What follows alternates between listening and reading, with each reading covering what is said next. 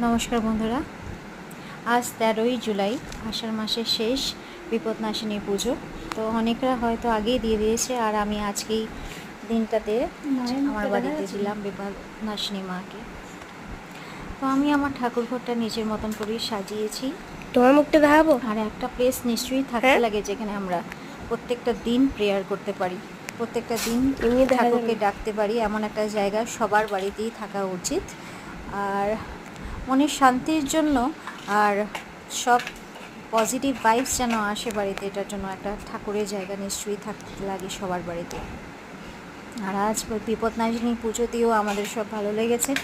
আর আমি ঠাকুরকে এটাই বলবো যে পুরো ভারতবর্ষ, পুরো পৃথিবীতে যেন শান্তি থাকে, আর কোনো বিপজ্জনক আর যেন কিছু না হয়, সবার জন্য মঙ্গল হয়।